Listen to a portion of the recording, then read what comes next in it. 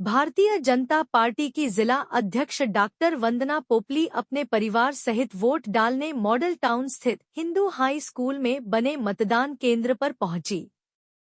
शहर की छोटी सरकार बनाने के लिए मतदान करने के पश्चात मीडिया से रूबरू होते हुए डॉक्टर वंदना पोपली ने कहा कि जो लोग आज भाजपा पर भ्रष्टाचार का आरोप लगा रहे हैं, वो लोग आकंठ तक भ्रष्टाचार में डूबे हुए हैं।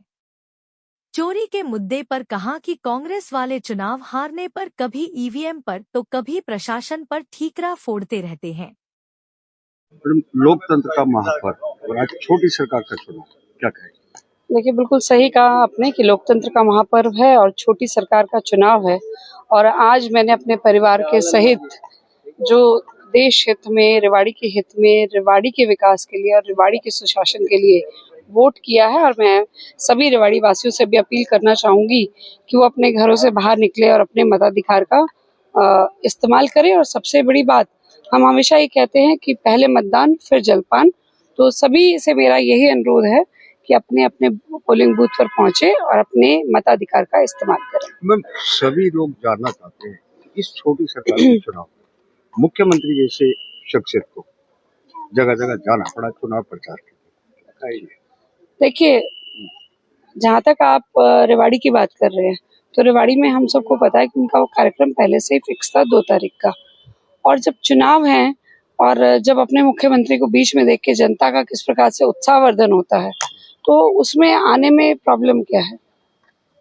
लगातार आपने भी चुनाव प्रचार किया, पार्टी के दूसरे पदाधिकारी ने किया और दिन रात आपने पसीना बहाया, लेकिन बावजूद उसके विपक्ष लगातार एक आरोप लगा रहा है भ्रष्टाचार का मुद्दा, फर्जी वोटिंग का। देखिए, पहली बात, मैं दोनों बातों को अलग अलग लेकर कहूंगी। भ्रष्टाचार के जहाँ तक मुद्दे की बात है, जो पार्टी आकंठ तक भ्रष्टाचार में डूबी हुई है, अगर हम केंद्र में बात कर लें, राष्ट्रीय स्तर पर उनके नेता हैं, उन पर भ्रष्टाचार के आरोप है।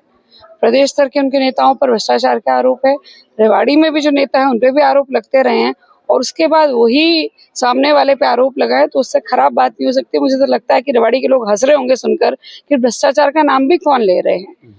जी, अगर आप मुद्दों की बात करें तो रेवाड़ी के विकास में जिस प्रकार से काम हुआ है, मैं तो ऊपर से काउंट करती हूँ। अगर देश में देखिए तो किस प्रकार से काम हो रहे हैं, प्रदेश में किस प्रकार से काम हो रहे हैं। और अभी ये जो ट्रिपल इंजन की सरकार बनेगी, आप विकास की रफ्तार और बढ़ते हुए देखेंगे। ये तो लगातार होने वाले काम है, आगे और भी बढ़ते रहेंगे। मैं ये कहना चाहती हूँ कि विकास एक ऐसा मुद्दा है जिसपे लगातार काम करने की आवश्यकता रहेगी। ऐसा नहीं है कि हम सोचे कि आज हमने एक सड़क बनवा दी तो उसके बाद काम खत्म, हमारे को कुछ करने की जरूरत नहीं है। वो सड़क अगर टूट जाती है तो उसको दोबारा भी बनवाना पड़ेगा, उसमें गड्ढे आ जाते हैं तो उसका पैचवर्क भी होगा। उसी तरह से शिक्षण संस्थाएं हैं, अगर मैं उसकी बात करूं, स्वास्थ्य की बात करूं, या पानी की व्यवस्था को लेकर हमें जिस तरह से पॉपुलेशन बढ़ रही है तो हमें उसके हिसाब से व्यवस्थाएं भी और बढ़ानी पड़ेंगी। तो वो सबसे बड़ी बात यह है कि आज से 10 साल पहले, 12 साल पहले अगर कोई व्यक्ति यहाँ पर रहता होगा, बाहर गया होगा, भारत से बाहर, और रेवाड़ी में आता है, हरियाणा में आता है, भारत में आता है, तो पूरा बदलाव यहाँ पर दिखाई देगा।